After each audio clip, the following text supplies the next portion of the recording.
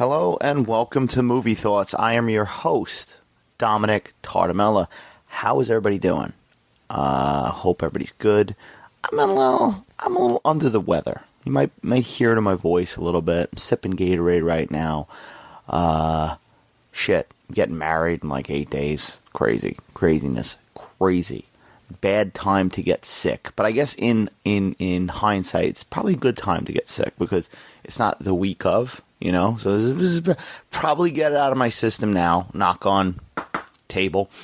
And yeah, hopefully I'll be good. But yeah, fuck. So with being sick and with that latest Flash trailer, which I did a whole fucking episode on that first Flash trailer. I had to because that's one of those movies I'm fucking excited for. Really excited. I know DC is one of those things, comic book company, obviously, movie studio, DCEU, whatever the hell it's called, right? It's DCEU at this point. It's ending with The Flash, but people haven't been thrilled with it, right? Some movies, a lot of the movies been sloppy, you might have hated them, you might have liked them. Recently, Shazam 2, Black Adam. I haven't seen either of them. I think I tried watching Black Adam on like HBO at one point. I really couldn't get through it, but the fucking movie didn't look good. I might give it another chance at some point. I don't know. Shazam 2, I'll definitely watch. I did like the first Shazam, as I've said a couple times, but DC, hit or miss. But no, really, in the big scheme of things, no different than I feel like what fucking Marvel has become lately. I mean, Guardians of the Galaxy comes out next week. I'll be seeing that, so look out for my episode on that. But other than that, it's been very hit or miss. I liked Ant-Man. It's got a lot of shit. I thought it was decent, but other than that, a lot of the movies have been all over. The shows, they got a lot of shows. They're kind of oversaturating the market a little bit. I think we're all going through comic book fatigue and stuff like that. But the fucking Flash has some things going for it. Okay, particularly those things are the Batman, and especially one Batman. But I like the other Batman in there as well. I do like Batfleck, but fucking Michael Keaton. This podcast. How many times I've brought up Michael Keaton on this podcast? You can just call it the Michael Keaton Thoughts podcast because I love the man. And so he's in The Flash, right? He's returning to the role, one of his most well-known roles that he played in Batman and Batman Returns. Fuck. It's exciting, okay? It's exciting. I'm a sucker for this shit, the nostalgia. I am. And the fucking movie looks good. The first trailer was good. This second trailer was good. It's not really giving a ton away. If you've seen it, obviously some plot points and stuff. But in this trailer, you got Michael Keaton saying, "You want to get nuts? Let's get nuts." He's fucking rehashing the old line. And, some people got mixed feelings on that. They're like, it's a little bit on the nose, but maybe we'll see. Listen, we'll see in the context of the movie, right? It is to sell the trailer, which it fucking did and went above and beyond for me. But you don't even know. Sometimes with these movies with lines like that, they might not even be in the fucking movie. You never know. That happens from time to time. I don't particularly think that's going to happen in this situation because it's such an iconic thing, and I'm Batman in the previous trailer. But yeah, it's got me excited, right? They screened the movie. It's got some decent, very good word of mouth. What more could you ask for, right? You're getting excited. They screened it at CinemaCon, which I believe last year, the year before, Top Gun Maverick screened that. And when a studio does that, and they are screening a movie early and they're letting people talk about it, there's no embargo and they're not restricting people from talking about it, stuff like that, that's because they have faith in the movie. They believe in it. They know it's good for the most part, right? So like the odds are in its favor. They did the same thing with Top Gun, as I said, and that proved to be a good movie, very successful. So the word of mouth is good. I haven't really seen any bad things about it. I've seen varying degrees. Some people call it the greatest superhero movie of all time, and all that shit. And that's a bold statement. Maybe it is, but it looks good. I like the Flashpoint story, the comic that it's based on. I like the animated version they did of that. Keaton's back, right? And Batman, Bat Affleck, Batfleck. Okay, Ben Affleck. How do you like them apples? Ben Affleck, who I like a lot too, is popping up in there. Probably more reduced role. And we got 2 Ezra Millers, right? What smells more of trouble than 2 Ezra Millers reigning terror? But you know what? Separate the artist from the art. Watch the movie. Don't think about the fact that this man is a half a criminal, and you'll be okay. One mention before I get into the world. At CinemaCon, they showed a title card, WB, for Beetlejuice 2. Another thing I've been talking about on this podcast. That's right, they showed a title card and they said it's in development. We haven't got confirmation on if that includes Michael Keaton or Tim Burton or Winona Ryder or, anybody that's rumored to be attached to that movie. But, I mean, you can't do fucking Beetlejuice without Michael Keaton, one. And you definitely can't do Beetlejuice without Tim Burton. Maybe you could do it with just Michael Keaton, but I think you need both. At least. And I'm sure Winona Ryder will pop up in there, but more to come on that. But anyway, the whole Flash talk, the whole Flash excitement, it's got me in the mood to revisit some of these DC movies, right? And the thing is with these DC movies and the Flash, like whatever you want to say about a lot of these DC movies, they have all spawned from, the very beginning of these movies, which was Man of Steel.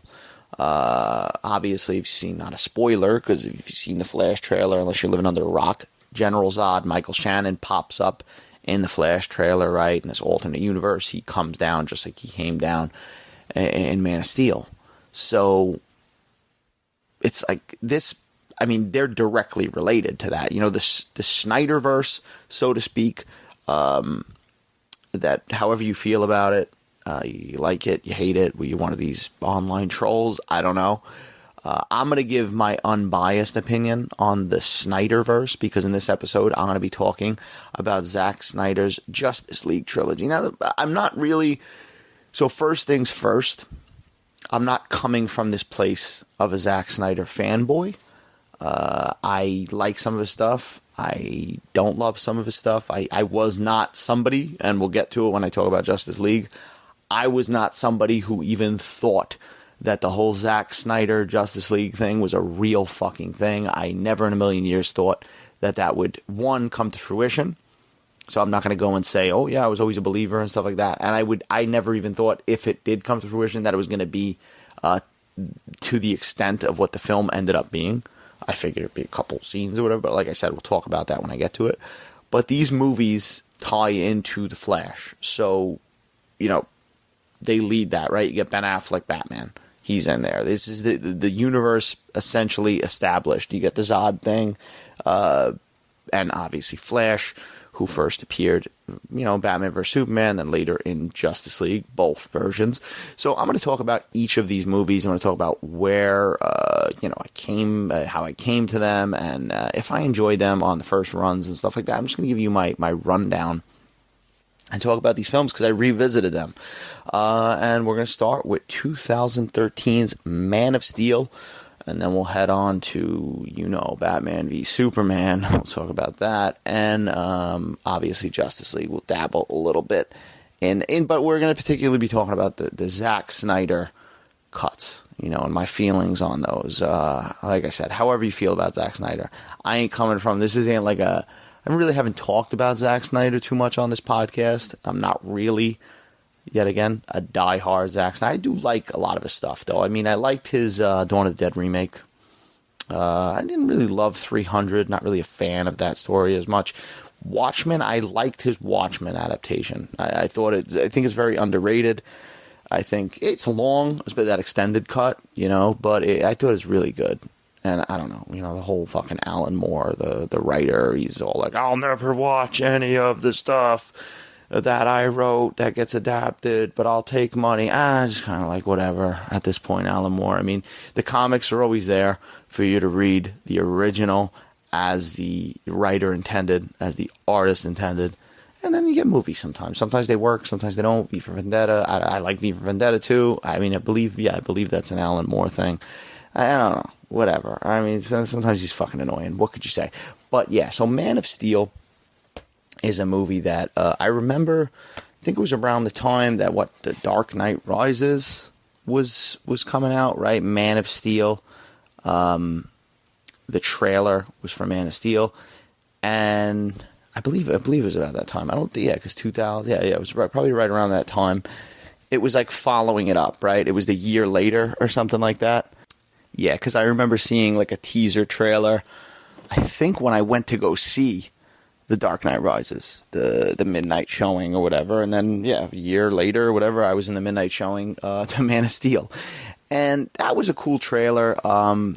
Like, for me, Superman, I've always been more of a Batman guy. I mean, I think with Superman, for me, at least, he's always been, because he's got such a handicap, because he's so fucking strong, I feel like it takes away from him. You know, he's not really, I guess in a way, he's not really relatable. For being a regular human being, he's not relatable because he's got all these superpowers. He's like unstoppable. And so I've gravitated towards Batman, right? Batman, obviously because I'm rich and good looking. No, neither of those are true. It's because Batman is a fucking dude. He's a guy, right? He's not an everyman. He's rich, obviously, but he represents that, you could be an average person and fucking get some gadgets and have a lot of money, obviously, and, beat the shit out of criminals. And he's got the tragic tale. His parents were killed. And Superman does have that as well. His world was destroyed. His parents fucking sent him away. Marlon Brando, my son. Oh, my son, hello. Now, if you've... obviously, I'm referencing the Richard Donner Superman, and I am a fan of those movies, right? Particularly the first one, the second one, the Richard Donner cut. The third and the fourth one, they get wacky, okay? They get wacky. You get fucking Richard Pryor in the third one. It's like a comedy. You get the fourth one, The Quest for Peace. Then you had Superman Returns, which was such an odd thing, right? I mean, it's funny though. It's kind of not like an odd thing nowadays if something like Superman Returns came out, because, but back then it was kind of like an odd thing to continue a sequel like that, and then like, obviously Christopher Reeves, I believe at that time he's passed away, and he wasn't going to play him. He was, bound to a wheelchair and all that terrible stuff, but to get a sequel that many years later, and it's supposed to be a direct sequel to Superman 2, and pick up, and, obviously they got Brandon Routh, who resembled Christopher Reeves, and that's, his acting's pretty good too, but that's main reason that he was in that movie. It has the John Williams score, Kevin Spacey fills in for Gene Hackman as Lex Luthor. It's not the greatest movie.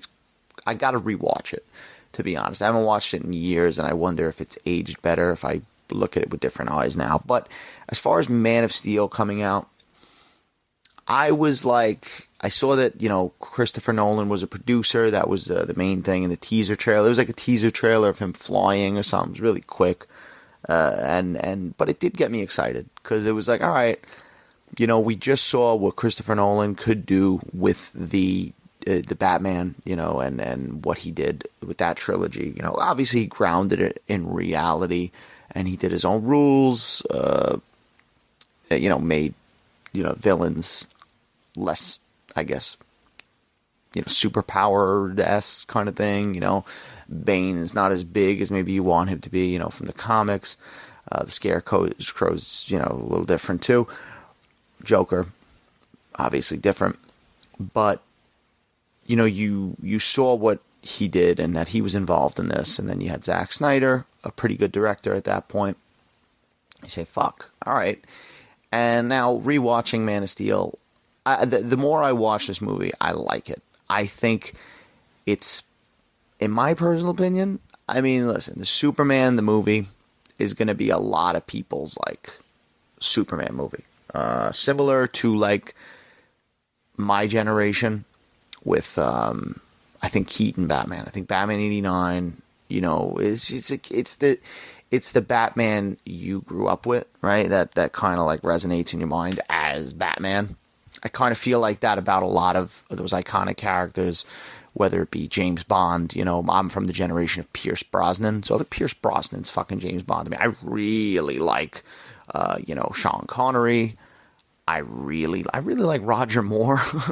Of course, I like Daniel Craig. I like them all. They all bring, even George Lazenby, the guy who played him once, and Timothy Dalton. They're all good, but like Pierce Brosnan's always gonna kind of be James Bond to me, right? Plus GoldenEye 64 is fucking badass fucking game. But so I understand people a little bit older than me, they're gonna always gravitate towards the, you know, Christopher Reeve's Superman. It's iconic, you know, the John Williams score. It is something. Marlon Brando, as I joked, you know, as his father and stuff like that. His fucking aluminum foil shirt. It works. It worked for the time. It's definitely dated. I would say it's older than Batman 89. Obviously, it's got, 78, right? So, it's definitely feels a little bit more dated to me than Batman 89. Also, I mean, Batman 89 feels dated too. But what the interesting thing with Man of Steel that I liked about it, that made me like Superman more, is the sci-fi elements that they put into this movie. You know, they really bring up the alien thing a lot. You know, you get to feel that he is an alien. I like seeing his view and seeing when he was a kid and how he had to deal with the anxiety and everything overwhelming his sensory, you know, the sensory overload. I like all that. It's not a conventional origin as well. They're showing, you know, it's cut up a bit, you know, it's cut up, and some people like, oh, it's a little disjointed and stuff like that. And I could see that. You get some good stuff in the beginning with Krypton, with Russell Crowe, you know, and it's its own little fucking mini movie in the beginning of this movie. You have a rounded cast, right? You got Amy Adams as Lois Lane. Some people don't know how they feel about it. I think she's pretty good. I mean, I was never a huge Lois Lane fan, as I wasn't a huge Superman fan, but I think she does a good job. You got Kevin Costner, obviously, as the Kent father. Diane Lane as Mama Kent. Lawrence Fishburne pops up in there. And then, of course, you got Henry Cavill, who plays a great Superman. Then you got fucking Michael Shannon, as I mentioned earlier, as Zod, who, like, you know, that's the thing. There's a lot of beats. You know, you watch Superman, the movie, there's beats. There's the Krypton beats. And, you know the story. You know the fucking planet's going to blow up. You see Zod, you know, in the first Superman. He's more, you know, prominent in the second Superman. But Michael Shannon's fucking great in this movie. I love him. I will find him, Laura. I love Michael Shannon.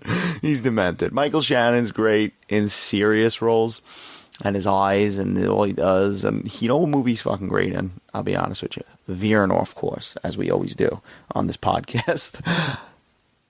The Night Before. That Christmas movie with Seth Rogen and Joseph Gordon-Levitt and Anthony Mackie, which is a pretty funny little underrated Christmas movie. I tend to watch it year to year around Christmas time. It's a fun little movie. It's different. It's become a little Christmas ritual that I watch. But he's fucking funny in that movie. He's like the drug dealer, and he's just... his lines in that movie, he's great. And he's just, like I said, he's got the crazy eyes. You know, he's got the crazy eyes. He's a great actor. One of his first roles popped up in like Groundhog Day. Pops up. I might have talked about that when I talked about Groundhog's Day. I probably did. Repeating myself, kind of like Groundhog's Day, right? I don't know. Did I do that on purpose? I don't know. We in the Twilight Zone. But yeah, he's great. As I said, Henry Cavill. I think Henry Cavill, now, I could probably say this is my favorite Superman movie. I know a lot of people, as I said, will probably say the 78 movie. But I think Man of Steel is my favorite, and I think Henry Cavill's my favorite Superman. Yeah, I think he's good. I think he kind of didn't get a chance to shine. You know, that's the unfortunate thing with these movies. Love him or hate him. You cannot take away from the acting Well, and get into that with Ben Affleck too. They are all good. I mean, I'll talk about some weaker acting in Justice League, but like between Ben Affleck as Batman and Henry Cavill, his reign as Superman, his time as Superman, whatever you want to say. I thought he was great. I thought he was good. I think he was likable. I thought he was different. He brought a little something different. He had the charm. He had the look. He had like the fucking chin. Obviously, you want to fucking, Superman's going to look a certain way. That American look with the black hair and stuff like that. The guy's fucking jacked. But yeah, so Man of Steel is good. I love the score by, I think it's Hans Zimmer. I'm pretty sure it's fucking Hans Zimmer. Yes, it's Hans. It's Hans Zimmer. I love that score. He was coming off the Nolan Batman movies, obviously. And this is, it was a weird time too, because you kind of didn't know if this was going to tie in. I mean, you knew the Batman movies were over. I know that they probably, said that this didn't tie into that, but you were like, you didn't know, because it's like, all right, Christopher Nolan's involved. That's cool. I know DC wanted him at the helm there because of the success of the Batman movies. They felt a little bit better about it. It's, what is it, about I want to say it's like 2 hours and 20 minutes, and it has a pretty good pace. Obviously, no traditional origin story, as I said. Choppy, goes all over the place, kind of shows moments from Clark's life, and then later, he gets the suit, Zod comes, it's like an alien invasion, getting into those sci-fi things. I do think, and it was one of the criticisms at the time too, it gets a little nuts at the end as far as like the destruction. I mean, it's funny because you see it all the time in fucking Avengers movies, and they kind of acknowledge it after Avengers Age of Ultron too, and their storylines, and they're like, oh yeah, there's repercussions for all the damage and people die and stuff like that. But you kind of almost have to do that, and they do it obviously in Batman vs Superman, but because there's such fucking, it's just non-stop, like destroying building after building after building. And that's kind of like the unavoidable thing with comic book movies, right? Because you read a comic book and it's like, you're getting these splash pages and you're getting this big art. And if if that same scene's playing out in a fucking comic book, you're reading it, you're seeing buildings going down, you're assuming people are dying. And then when you're watching a movie and it's that much more real, and then you're like, all right, there's got to be people dead in these buildings. I mean, he just blasted his laser all over the building. He must have wiped out everybody in that fucking building. The building just fell down. The building tumbled over. This guy's underneath. These people aren't surviving. You're wiping out a whole city. And there was another controversial thing about this movie, was the ending when fucking Superman breaks the motherfucking Zod's neck. Okay, he snaps it because he's blasting his laser at people, and Superman's like, stop, and he's like, never, or whatever he thinks, he says never, and fucking he cracks his fucking neck and breaks it. And that was a shocking thing. I remember watching that in the theater. I did go opening night, as I said. I came too late. It was a little bit before assigned seats really started being a thing. And I was way too close to the fucking screen. I think it was IMAX 3D, and I don't even know. I don't even know what if I processed what was going on because I was that close. I felt like having sensory overload like Superman, because I think I went blind. I think I dragged my brother to it. My brother's not a guy who loves going to midnight movies. I'll tell you a funny side note. I'll tell you a side note if you're off course about midnight movies. My brother's like, he's not really a Star Wars fan per se, but he'll watch them, And when Episode 3 came out, I was like, I gotta go see, Star Wars Episode 3, fucking midnight. I gotta be the first one to see it because I'm a fucking loser. And I went with my friend, and I went with my brother. And my brother drove, or I drove, whatever, it doesn't make a difference. And we went in the theater, and my brother was all like, all right, let's say, my brother was working hard and going to work and stuff like that. And, he fucking passed out in the fucking, let me set the scene, though, because we're talking, this is diehard Star Wars fan hour, right? This is people are in Darth Vader costumes. There was a guy doing fucking lightsaber flips, before the movie started in front of everybody, and people were clapping and shit. It was demented. Even for me, I was like, whoa. And I'm a big Star Wars fan. But my brother fucking falls asleep. And my brother's a snorer. And he must have fell asleep like maybe a half hour in. And his head's like cocked back. And he's like snoring. And I just feel the crowd turning. Like, what the fuck? I hear the whispers. And like, come on, shut up. And I had to wake my brother up. I was like, bro, you gotta go sleep in the car. If you're not gonna make it, just go sleep in the car.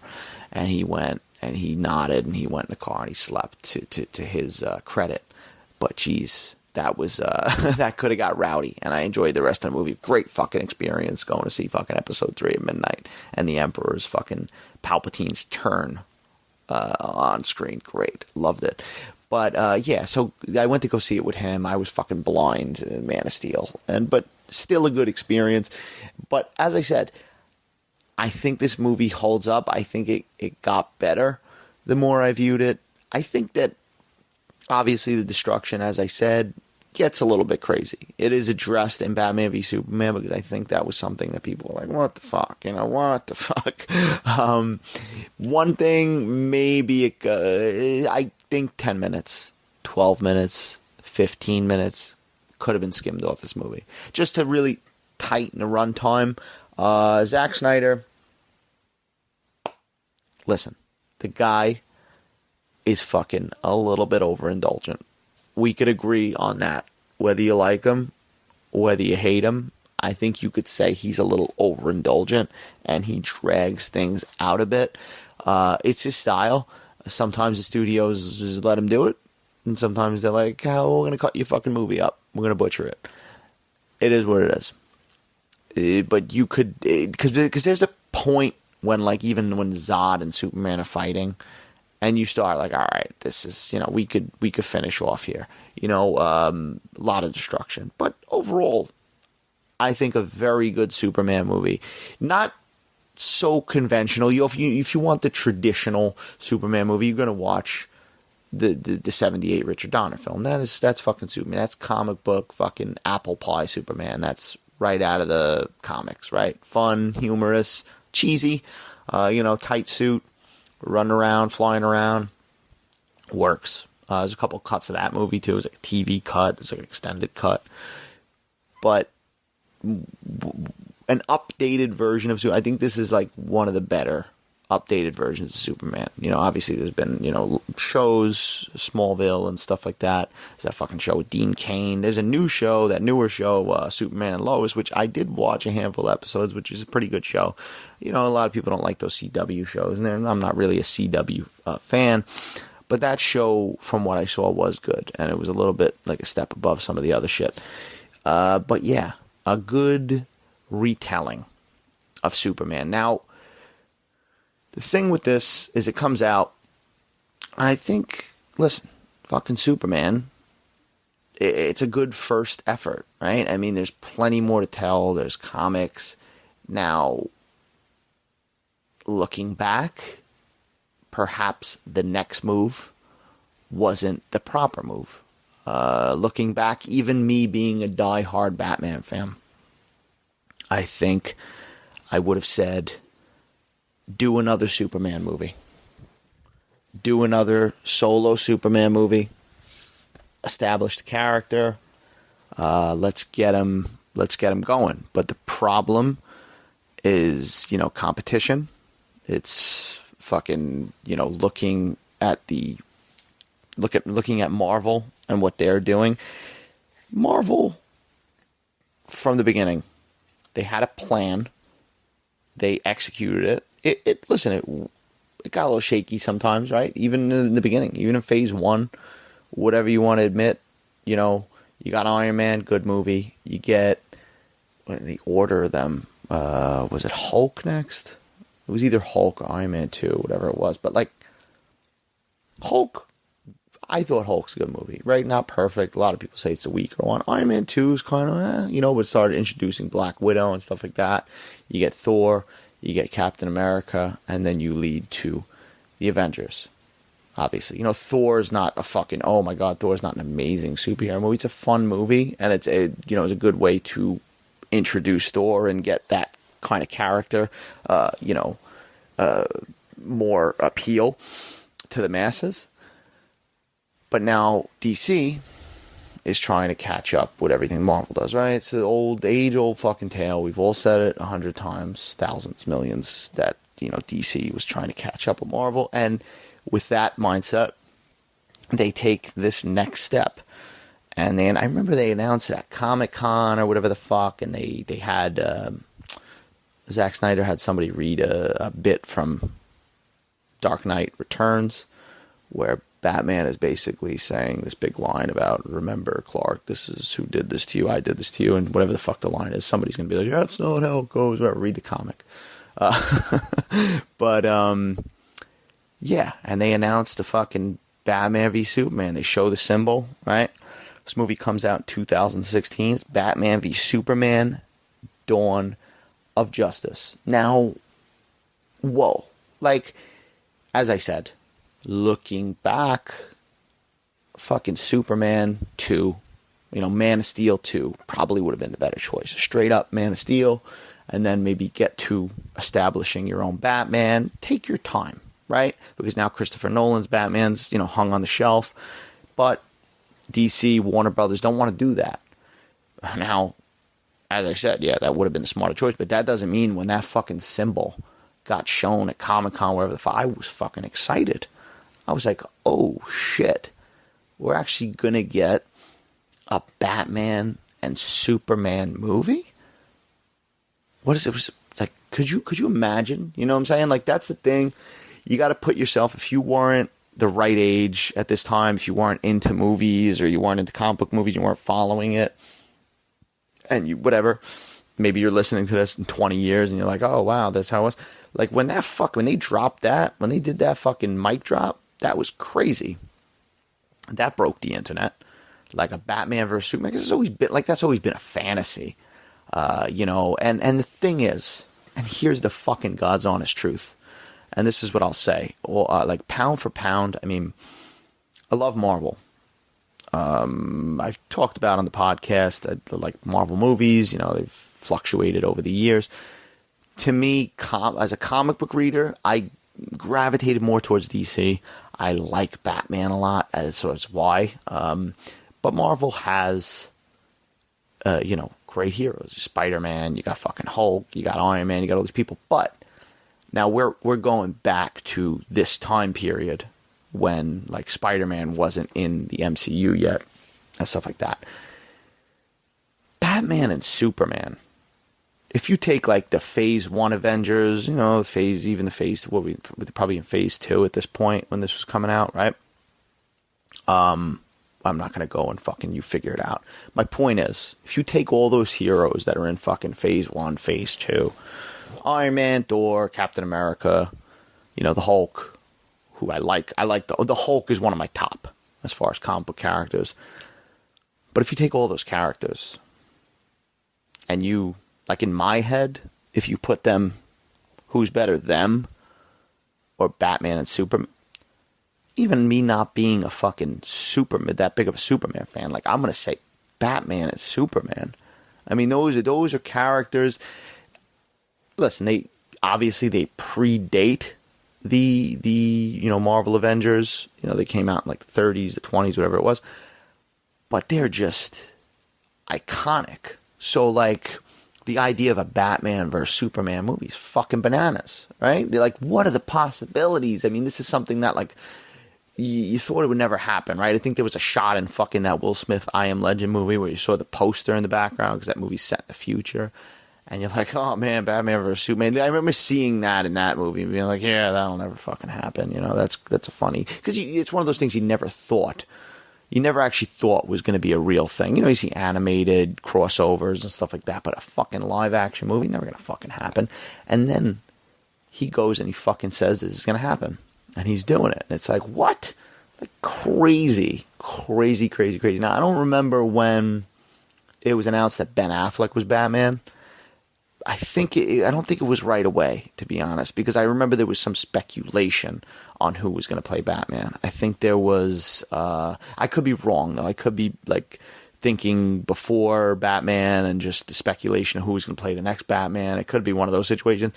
But I remember There was rumors of like Josh Brolin playing Batman. There was rumors of some other actors, some recommendations and stuff like that. And at one point even, who else? There was somebody else that was like, I'm fucking slipping my mind. I'm not going to do the research. I'm not going to do the research because I don't always have to do the research on this podcast because sometimes I go off the top of my head and I don't make any fucking sense. But whatever. But yeah, I remember that was a crazy time. And who was going to play Batman? And then they do announce, Ben Affleck. And it's like, oh shit. Like, I like Ben Affleck. Ben Affleck's a guy too that, he was in that fucking Daredevil movie years ago. And he had his kind of career ups and downs, right? He did his Good Will Hunting. He got famous. He got popular. He got rich. He did Reindeer Games. He did Daredevil. He fucking falls down the ladder, right? And then all of a sudden, he picks himself up. He starts directing. Boom, boom, boom, boom. And now it's like right when he's like at the peak again, boom, I'm going to play Batman. So that was a cool thing. I mean, I always liked Ben Affleck. I don't know how a lot of people feel about Ben Affleck. I always think he's a good actor. I always liked him. I know, like, I hear my mother hates him. I don't know. She just doesn't like Ben Affleck. She's like, she's him on TV, and she's like, I don't like fucking Ben Affleck. I don't like whatever. I like him. I like him in the fucking Kevin Smith stuff. Maybe that's what it is. I like his humble beginnings. Okay, Good Will Hunting, him and Matt Damon. I like their friendship. There was a lot of memes. I remember memes or whatever at the time that Matt Damon was going to play Robin. I don't know. Obviously, joke. Matt Damon, Team America. But yeah. When Ben Affleck got cast, I was like, all right, this could fucking work, right? We're going to have an older Batman. This was a movie, like, that should have been a Batman versus Superman movie, or Batman and Superman, whatever, fucking Batman v Superman. This should be a movie that's, like, loved by the world. With a title like that, with those two iconic characters, and that's the biggest problem I have with this movie. Anybody who hates this movie, I'm gonna sit there and I'm gonna hear you out because I partly agree with you. But that's the big thing for me. Like, there shouldn't be a movie where you have the Avengers, who are essentially, that's the thing too now with time and everything. Everybody knows Iron Man, but like those were kind of B characters. Iron Man, Thor, obviously the Hulk was a little more popular and stuff like that, but like Hawkeye, Black Widow, Captain America is one of the bigger ones, but they were essentially B characters before, like Marvel, the movies and the cinematic universe made them into those mainstream fucking characters. They weren't as big as fucking Batman and Superman, so like, a Batman vs. Superman movie should have been everything you ever wanted, right? It should have been fucking kick-ass. It should have been fun. It should have been... And that's not the fucking movie we got. That is not the movie we got. I was excited for this movie. This was like a buy the soundtrack for this movie excitement. And I've done that a couple times. I mean, I do that with Star Wars movies sometimes. I'm not going to lie. John Williams, he doesn't disappoint. But, I think it was like Hans Zimmer and Junkie XL, or I bought the fucking soundtrack. I bought posters. I bought the one that was like Batman's face with the fucking Superman symbol over it, and then the other one was Superman's face with the Batman symbol over it. I fucking had them hanging on my wall because I was like, Batman versus Superman. I liked Man of Steel enough, and I liked Henry Cavill's performance enough that I was like, shit, like I like that. I like what that was doing. Now we're gonna get Ben Affleck in there. And then I heard fucking Jeremy Irons is fucking Alfred. And it's like, what more could you want? The world is working out. Then you go see this movie. That's the thing. I've been disappointed before. I mean, your life, the older you get, is filled with disappointments. I mean, it happens, right? Not to be a negative person. But you get disappointed and you learn and shit hurts. And as a movie fan, you get those same experiences, right? One of the early experiences for me when I was like fucking slapped in the face was Spider-Man 3.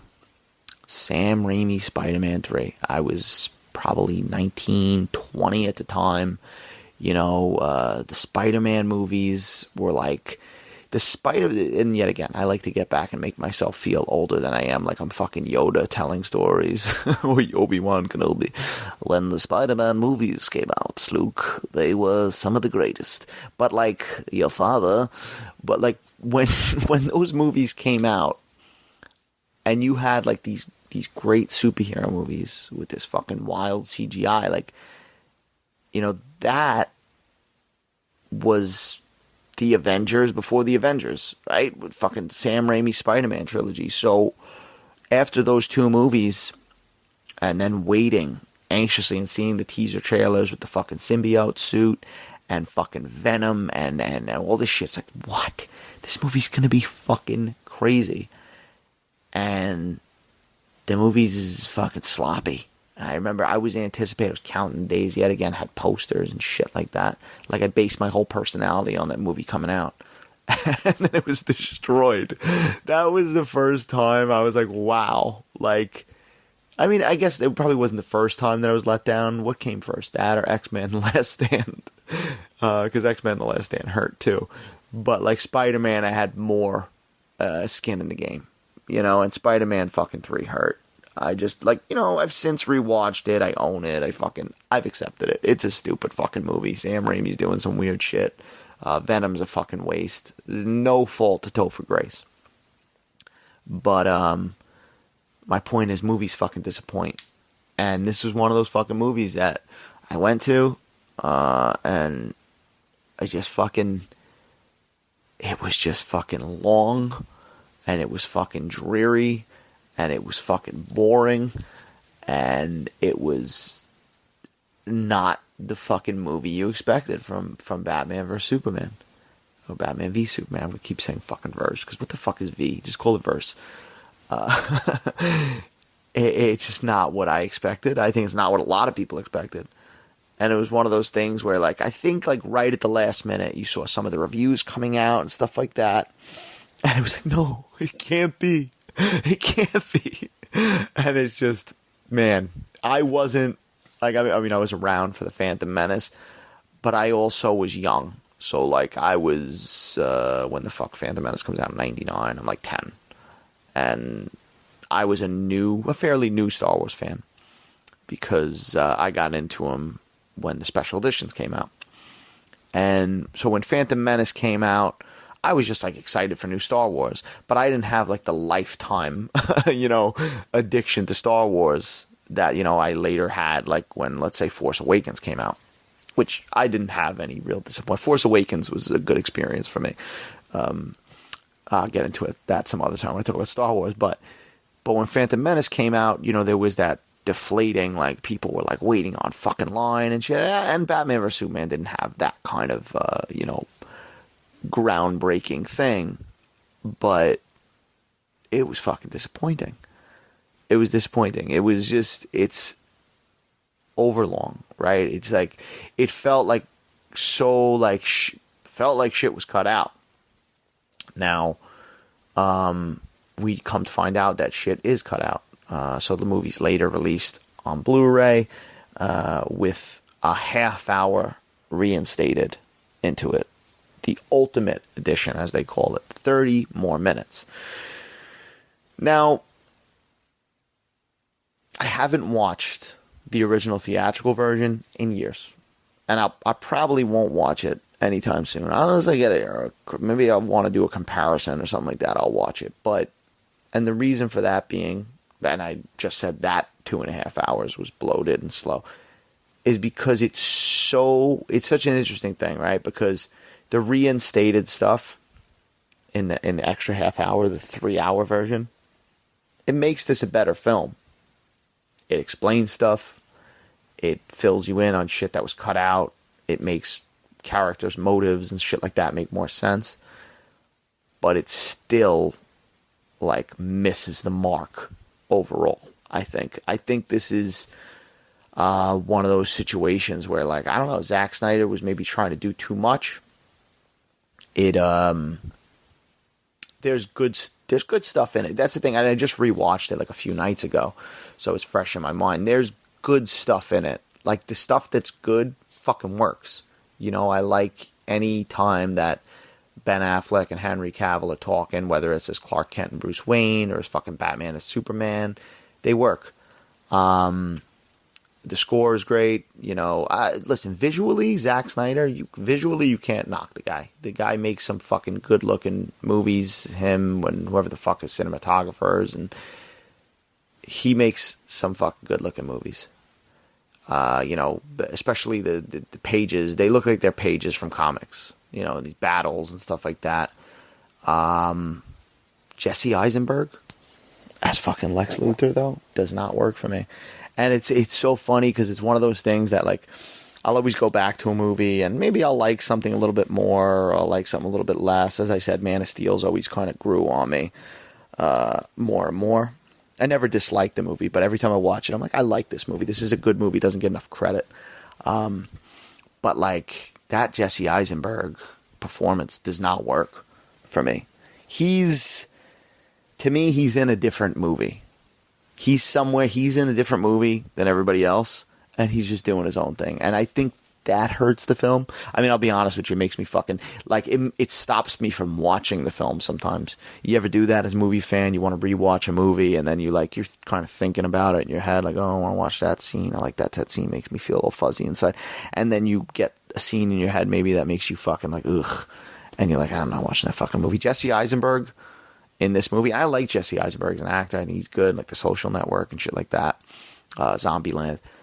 But, like, in this movie, he just doesn't work for me. And he kind of stops me. He stops me from watching the movie sometimes.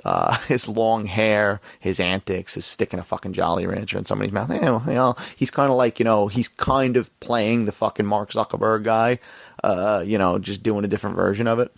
You know, an evil fucking murderous version of it. To me, he's not Lex Luthor.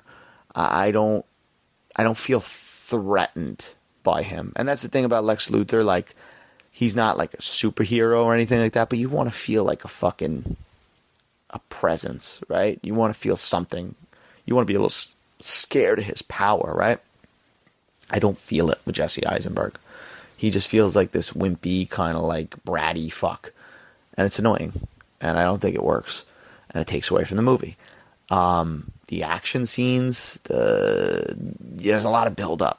And we'll get to that with Justice League, too. There's a lot of fucking build-up in these Zack Snyder fucking movies. And as I said, at 3 hours, it's a better movie. It's a more complete movie. It makes more sense, but it still doesn't work. You know, there's a lot of build-up. There's a lot of bullshit as an audience member watching a fucking superhero movie you don't care about. You're sitting there like, I don't give a fuck. I want to see Batman versus Superman, or I want to see Batman and Superman. I want to see more of this shit. I don't want to see them, you know, in another country and this and that. I just don't want to see it.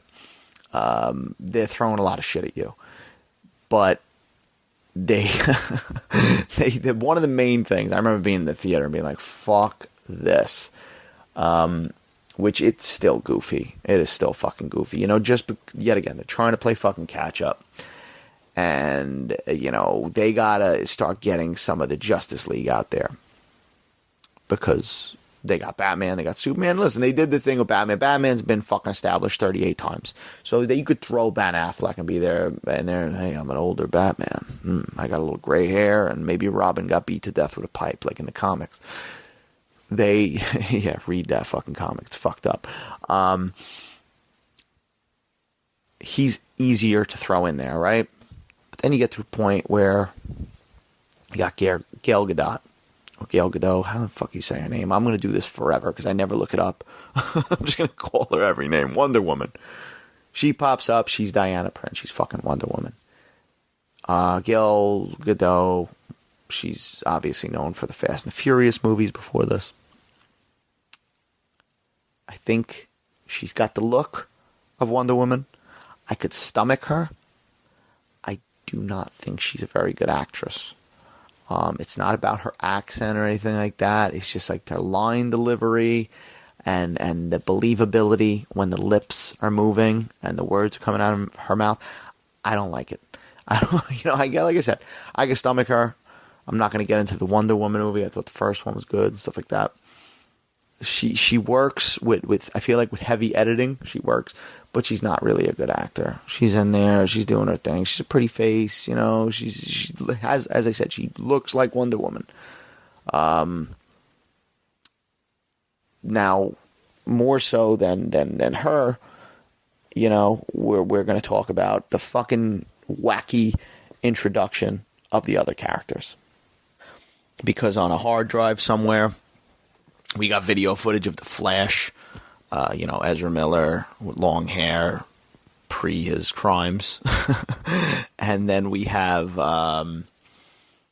fucking Arthur Curry, Aquaman, Jason Momoa, in a fucking in an ocean going at the camera, and then Cyborg probably gets. I'd say Flash, I guess, gets the most like a normal kind of version, but like Aquaman's is ridiculous. He's like swimming at the screen. It's so like I remember being in the theater and being like, "What the fuck?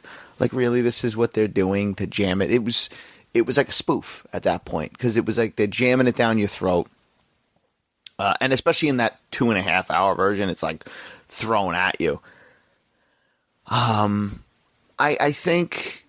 As I said, there's action that's good in here. Listen, even the Martha thing, people shit on the Martha. Martha was an easy target. You know, I definitely made fun of it from time to time back then and stuff like that. But really, when you watch it in the context of the film, it's not the worst idea. I understand what Zack Snyder was doing. I understand what they were doing. Okay. He. It's not that I understand the whole joke about, oh, yeah, our mothers are named Martha. Did we just become best friends? I get it. It's kind of silly, but when you really watch it in the context of the film, it does work. You know, Batman's gonna fucking murder Superman essentially, and he's like, "What did you say?" It just goes to show you how demented Batman is, and that he actually stops and it's like, "Oh wait, he has a fucking mother. I had a mother. My parents." Like, there's a little bit more seriousness to that. I know it gets knocked on a lot, but it's better than I think people give credit for. And a lot of the action's good. Listen, that fight's good. I like it. I like all the traps that fucking Batman, you know, does. You know, I like even in the beginning, well, not with the beginning, probably in the second hour when they finally fucking see each other. Because that's the problem, too, when you're counting the minutes and you're like an hour into this movie and it's like they still haven't fucking come on screen together. But when, and in their costumes at least, but when they first see each other and like, Batman staring at him in the Batmobile going in slow motion because fucking Zack Snyder loves that so much. I like that shot. And they're kind of looking at each other. He's looking all shocked and stuff, and he threatens him. That's all good. Fucking Jeremy Irons as Alfred, fucking Master Wayne. He's good. He's doing his thing. And then the final battle is good. You know, it gets... as much as I shit on fucking Wonder Woman a little bit, Gal Gadot, she's good. Action-wise, she's good because she's not fucking speaking. And she's good. She works. And it feels, as much as it's like they put her a little bit here and there in the movie, so when she does pop up, it doesn't feel completely ridiculous. So, I mean, I think Zack Snyder does some stuff good in this movie. I think to take, you know, Superman, who was established in the last one, Batman, obviously, who's everybody knows, and then Wonder Woman, who's got to be kind of like rebranded, a new version of Wonder Woman, because we hadn't seen her in years at that point, to have these three fighting, you know, Doomsday at the end. It's organic as can be. I mean, it works for the most part. That you don't feel too like, all right, you know, they're kind of doing the bad jokes too. She with you? I thought yours were you. But for the most part, I think it works. I like the fight. I like the team up. Batmobile's badass.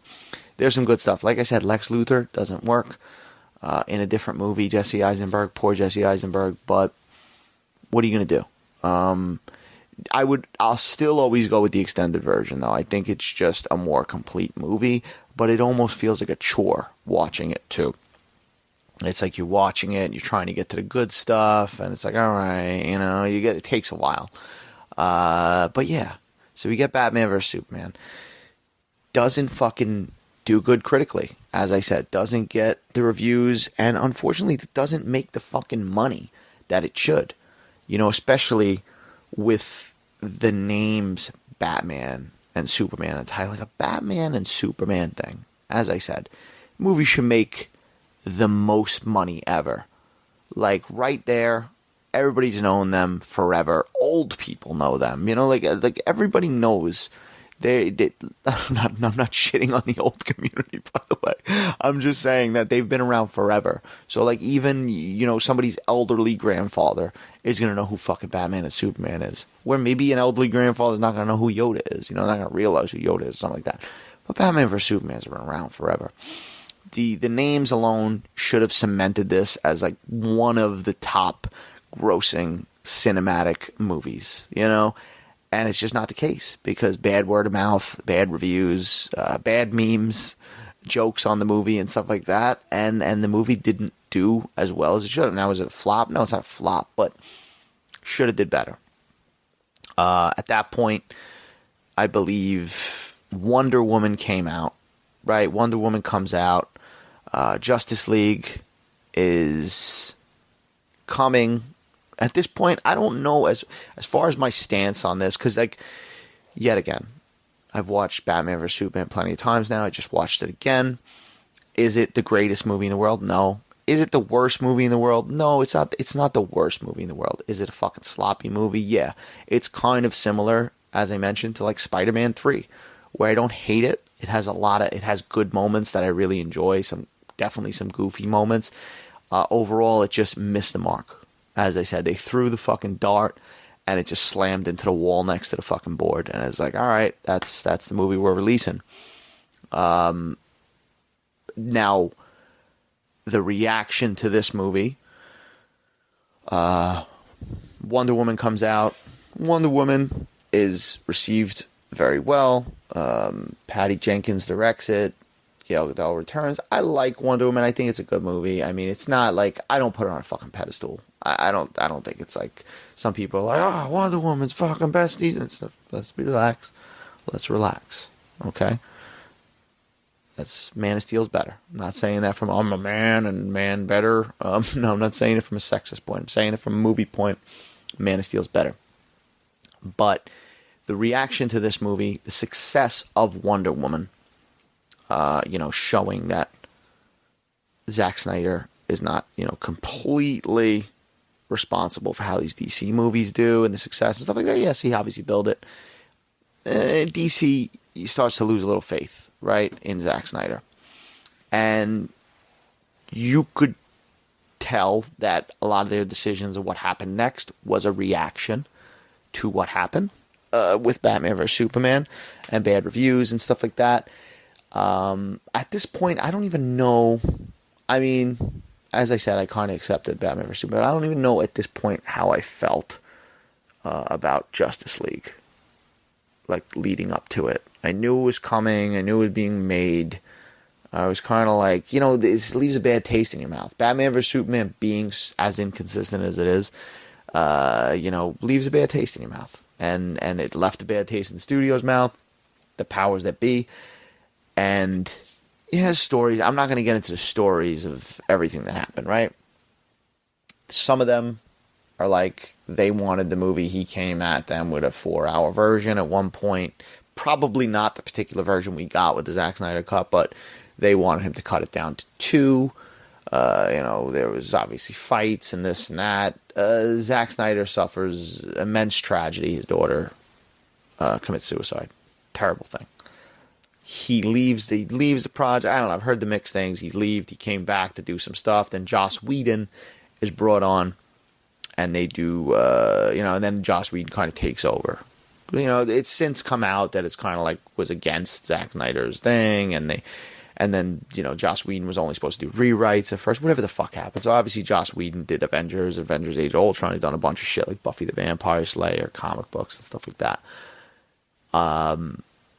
But I think I remember being a little bit hopeful when hearing something like that, because I was kind of like, all right, I didn't love Batman vs. Superman. Maybe like, this whole Joss Whedon thing, he's pretty good. And I like Avengers, like Avengers Age of Ultron for the most part.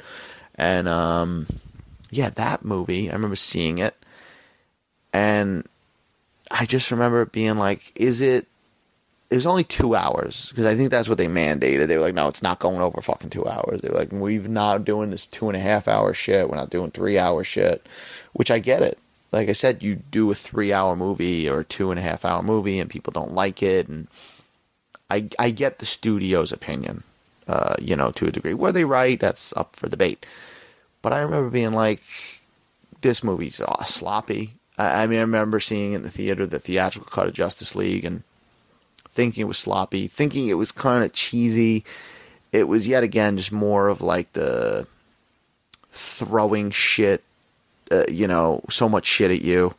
There was also that feeling of, really trying to have that Marvel feel, whether it be the humor and that's the thing too. It's like Zack Snyder's movies have a darker tone, and then find the happy medium.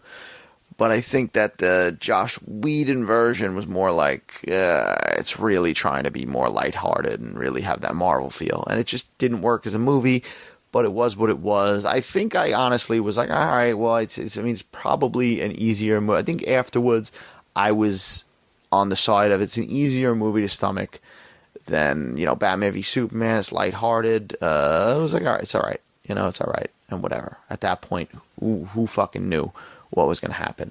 But this crazy shit starts up, and that is the Snyder cut.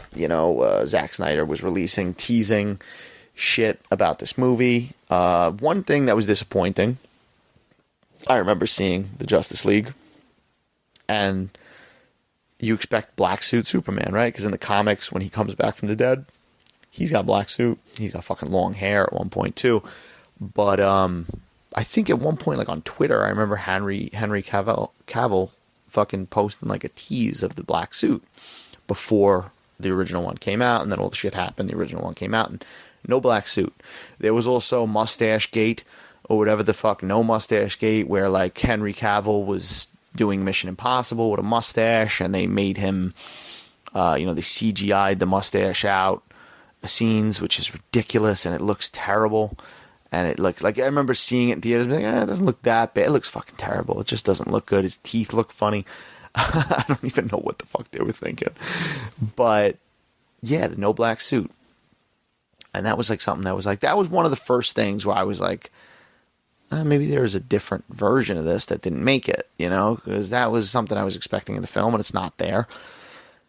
And then you get this Snyder cut shit. And I remember seeing, and I stress Snyder cut shit, because that's kind of how I felt about it at the time. I was kind of like this. I was disappointed by wherever that went. I felt like all of Batman vs. Superman should have been better. I felt like Justice League should have been better. And I was just disappointed. And I just didn't care anymore. It was kind of like that. And then you start hearing this Justice League, Zack Snyder cut, releases Snyder cut. And then, Zack Snyder's feeding into it. And I always thought it was a crock of shit. Like I said in the beginning of this podcast, I thought it was a crock of shit. I thought, if anything, there was a couple scenes, and it was like, this is not going to equate to anything. It's bullshit. It's bullshit. It's bullshit. Fucking whatever. Movie's 2 hours. What are they going to do? They're going to give us a 2 hour, 20-minute version now. That's kind of like the Batman vs. Superman extended cut, and it's going to have fucking this scene or that scene. It's not going to do anything. Maybe make a little bit more sense. But I would like, as far as that, I'm not trying to knock the people that supported it early, but I was kind of like, whatever. It's probably not real. It's probably not going to make a significant change on the movie. And even till the release, till it was coming out and it was premiering on HBO Max, I was like, this movie's going to be like, whatever. I'll try to watch it. And that's it. I'll give it a chance. I gotta say, this is a fucking completely different movie. I mean, like, obviously the story beats, it's the same. It's the same shit. As far as the mother box and the cubes and all that shit. But this is like a different movie. I mean, as far as like how Steppenwolf, the villain, looks in this movie, it's crazy. It's crazy this is one of those things that like, it should be in a film class, like studying Justice League and then Zack Snyder's Justice League, because they're really like two fucking completely different things. Different tones, different, like what editing and different directors and editors could and soundtracks, because then they got Danny Elfman to do the Justice League that got released in theaters score, and like I love Danny Elfman, but he was kind of like doing kind of like that classic superhero You know, he even fucking throws the original Batman 89 theme in there at one point, a little snippet. And, you know, just how that changes everything in music. Because, now, listen, one thing about this movie. It's 4 hours. Now, this is the first time I watched it. I watched it the other day. Yes, I finished watching it yesterday because I broke it up over the fucking course of like several hours. I wasn't feeling well, as I said in the beginning of the podcast. So I was home, and I said, you know what, I'm going to watch this bad boy. I just watched Man of Steel. I just watched Batman v Superman. I was like, I'm going to finish out the trilogy. And then I was like, I'll do a podcast about it. When I watched this movie originally, I was like, all right, this is going to be fucking exhausting. Now, one thing about this movie, it's 4 hours long. As I said, cannot stress enough. 4 hours long. But there's a pretty fucking good pace to this story. I mean, or this movie, or this mega series, miniseries, it doesn't really get boring. You know, there's more depth to the characters. There's sections where each character is broken up and they explain, especially Cyborg, who gets fucking like useless in that theatrical cut. You get a lot more. You're getting, you know, Ben Affleck seeing Aquaman, you're getting all that stuff, but they're not like a reshoot where fucking Ben Affleck looks 20 pounds overweight. It's the original scenes. It works. You know, you're getting the full story. Now, listen, it's a 4 hour fucking thing. Is it necessary to be 4 hours? No, it's not necessary to be 4 hours. We also live in the time now where Netflix exists, where all these shows are 10 episodes. You could binge watch fucking 10 hours of fucking Stranger Things and stuff like that. So in that, it's not such a big deal, right? 4 hours. What's 4 hours if you're watching it? You're splitting it up, just as I did, like over yesterday. Like, you split it up. It's split into chapters. And that's how I watched it the first time too. I took little breaks. You know, it's good. It's a good movie. It's fucking, I mean, I can't say it enough that it's long. Is it, as I said, a little overindulgent, as Zack Snyder tends to do? Yes, absolutely. It's a little overindulgent. Is there scenes that could have been cut, you know, a snipped here, snipped there? Yes. Is there a scene of fucking, you know, those fucking Aquaman people singing a song and smelling his clothes and doing all that stuff? Did that need to be in the movie? No. Does a drawn out, you know, slow motion scene of the Flash saving somebody have to, you know, last that long? No. But it's also Zack Snyder being like, he knew. I get the perspective, right? Because he was like, all right, you're giving me a chance to do this, which, by the way, they gave this guy $70 million to do this. He didn't get paid. Again, this was like $70 million to work on the movie, like cash to work on the movie. And, yeah, he said, fuck it. You know, I get the aspect, because he's always kind of self-indulgent, but he said, no, I'm going to put everything I want to put in here because this is my one shot to do it, and I respect that. But I got to say, like, the movie works for the most part. Is it a one-sitting movie? No, absolutely fucking not. But, like, as far as this works better than Batman vs. Superman, I think. Like, it just flows. You get the motives of the villain. You actually get to see Darkseid. He's in there. He looks cool. And for the record, everybody's always like, oh yeah, Darkseid's kind of like a ripoff of Thanos. And apparently, I'm not the fucking comic book expert, but Darkseid came before Thanos in the comics. So don't look at it that way, because they do look similar and stuff like that. But yeah, you get a whole redesign on Steppenwolf where, like, he looked like shit in that theatrical cut. He kind of looked like a CGI version, a shitty CGI version of, like, Liam Neeson with a metal outfit on. And, like, in this one, he's like an intimidating, you know, he's a little bit different looking and stuff like that. He's got different armor and stuff like that. But he's kind of, like, scary. And, yeah, the Cyborg stuff, a lot of good Cyborg stuff. You get a lot of good Flash stuff, especially, you know, with the Flash movie coming out. It's cool to reintroduce that into my life and get myself ready. Batman is good. I think Wonder Woman, they work well together, her and Batman, and they're building a team and they're doing the thing.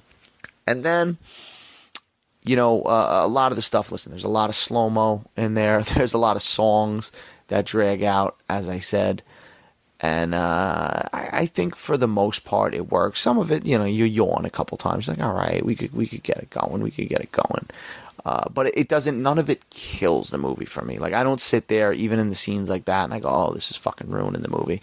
This movie works. It's ridiculously long, as I say for the fucking 700th time, but it's crazy to see how different this movie truly is, and like that there was actually something, because like I said, I was a non-believer. It takes its time, as Batman v Superman does. Zack Snyder takes his time. He gives you this, he gives you that. There's humor in it, because I think a lot of people assume that the humor that was in the theatrical cut was like Joss Whedon and none of it was Snyder. There is humor in this one, because he said like he didn't use any of the fucking Whedon stuff. So there is humor that worked in the theatrical one. Some of it's in here, some of it wasn't in the theatrical one. The Flash is funny and stuff like that.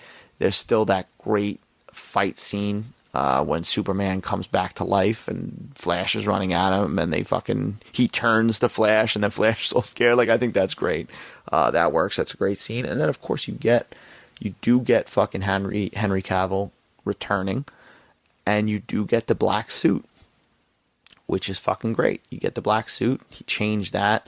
Henry Cavill comes, and Henry Cavill don't really come until like the 11th hour. He comes at the end, and he comes back from the dead, and then he's got to kind of figure out who he is. But like, he does come for the last hour of the movie and fucking fight Steppenwolf off, and you get a fucking epic ending when fucking Wonder Woman chops off his head, and fucking shit. I like it. I enjoy this movie. It's obviously not a movie you could just pop in and be like, I'm going to do a quick watch of this 4-hour movie, but it's good. And I think when watching it, listen, there's some stuff that's a little bit, as I said, Zack Snyder was like, fuck it, I'm doing it all, I'm putting it all in. There's Martian Manhunter stuff in there that kind of feels a little forced. It feels like he's just, throwing this stuff in there because he's like, I'm going to do it. I'm going to show the fans what they could have had. I'm going to get them salivating. Maybe they'll start another campaign. I'll get Justice League 2. And the fucking endings, which out of the 75 endings this movie has, because it does have 75 endings, it's like one after the other. You're getting Lex Luthor, you're getting Deathstroke, Joe Manganiello, whatever the fuck his name is. And then I like Joe. And then you're getting Martian Manhunter with Batman, and then you're getting another one of those nightmare sequences. And this time, Jared Leto, who I fucking hate. I hate, not that I hate him as a person or anything. I think he's in some pretty good roles and performances. I don't like him as a Joker. Hate him as a Joker. He's in a quick scene at the end of this movie, probably the best you'll see of him as the Joker, but it's still not very good. It kind of takes me out of it. But Batman drops an F-bomb and says that he's been dead inside for years. Relatable to this guy. Relatable to the podcaster here. Yeah, it works though. It works for the most part. Now, should a movie be fucking 4 hours? Should a movie be broken? I mean, I don't know. Like I said, now we live in a time with streaming services and 8 episodes, 8 hours, and this and that. So you could delve into it. You could have the time to sit home and watch it. This is not a fucking movie theater movie. You don't want to go sit in the fucking movies for 4 hours. I mean, the most I did recently was probably when Irishman came out. I did see it in a theater first, and it was 3.5 hours. But yeah, not doable for a lot of people, and I get that. But I think it works. And I think as far as like the trilogy goes, when you watch them, and if you haven't revisited these movies in a while, if you watch them back to back, to get ready for Flash and stuff like that, they work. They work as far as trilogy. Even Batman vs Superman sandwiched in the middle as the meat patty in the buns that are Justice League and Man of Steel. You get the overall story that Zack Snyder was trying to tell. There's definitely some weak stuff in there. There's definitely some stuff that doesn't work. But overall, I think he did a good job. Now, like, will we ever see anything else from this Zack Snyder, Justice League, Snyderverse universe? I don't think so. I think that's it. I mean, the time's just going to go on. Now James Gunn is at the helm of DC, and he's going to reboot it. I think the final was a Flash. So as far as DCEU continuations, we got this, we got Flash, we got Aquaman 2, which who fucking knew that was still coming? Aquaman 2, which I didn't hate the first Aquaman, but at this point, do you got anything else? I don't know if there's one. Oh, the Blue Beetle movie, which is kind of its own thing too, but like now you're gonna have rebooted DC, where it's gonna be more in line with like the Batman, the Robert Pattinson, stuff like that. I guess set in that world or set in the world of that nature. So, it's pretty much goodbye, and obviously Henry Cavill's not playing Superman. It is what it is. I mean, maybe, I don't know. There's always these crazy rumors that like, oh, Netflix is going to do the fucking Snyderverse. I don't think it's going to happen. I don't think DC is going to just give their shit to Netflix. I can't see that happen. I mean, it's possible. I'll believe anything. After the Snyder cut became a real thing, it was actually something different, I'll believe that something is possible, but I don't necessarily think it's going to happen.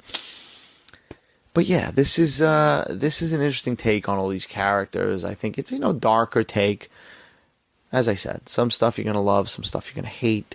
It is what it is, right? But importantly, leading into the Flash, I think these 3 movies are kind of like essential watches, to really appreciate the whole story. As I said, you're getting Batfleck in the Flash, you're getting Ezra Miller, and Keaton's returning. I got to revisit the Keaton Batman movies too before that movie comes out. So I may do a podcast on the Keaton Batman and Batman Returns and their impact on me and stuff like that. But it's such an interesting thing. I mean, it's like unfortunate because there is good stuff in these movies. And, that's the way things are, though. If, like, movies don't make the money and they don't get the success, they don't get the critical, appreciation, then they're like, all right, we're throwing it away. I mean, Zack Snyder kind of got fucked. It's nice that, especially with the real-life tragedy and stuff like that, that he got to make the movie he wanted to make, and he kind of got to put a little, end on that chapter in his life, and did it his way, which that's why I respect it, like, really too, because even the overindulgent stuff, he's like, fuck it, he's going out with a bang, he's doing what he wants, and whatever, people don't want it, but who knows, these fucking Snyder people, I mean, they're out there, man, they're messaging people. I heard ridiculous things. I heard they would just comment on people's on HBO's like posts. Or Warner Brothers posts, they'd be talking about like Sesame Street, and then they would say like, oh, fuck Elmo, fuck Sesame Street, fucking release the Snyder Cut. I heard some of them were fucking crazy with it, which, I mean, the movie got made, so I don't know, it sets a precedent, maybe. But yeah, that's it. I've talked enough about these movies, almost at 4 hours. No, we're at like an hour and change. But yeah, revisit them. If you haven't revisited them in a while, revisit them, I think. But I think as far as the strongest movie in the bunch, it's got to be Man of Steel for me. If I had to rank the 3, I'd honestly say Man of Steel, Justice League, and then Batman v Superman. Just Batman v Superman's just got a lot of fucking stuff in there. We're like, is this necessary? Couldn't this be a little bit more fun? It's very dark. It's very somber. But that's it. I'm getting out of here, guys. Thanks for listening to the podcast. If this is the first time you're listening to the podcast, welcome to the Movie Thoughts podcast. And this is what I do. New movies, old movies, hour and change conversations about the Zack Snyder DC universe and all that fun stuff. Check out the other episodes, what I do recently, Super Mario Brothers, whatever. It's the Mario Brothers, what else did we do? We did Evil Dead Rise. We did, I forget, I see so many fucking movies. I'm like, what else did I see? Beau is Afraid. Jeez. Go back and listen to my episode on Beau is Afraid. Did you see Beau is Afraid? Did anybody else see Beau is Afraid? Did it even come out? Is it just something that happened in my brain? I don't know. Is it a nightmare? It's a reoccurring nightmare. But yeah, that's it, guys. Check me out on TikTok, Twitter, and Instagram at DomSoloReels. And have a good night.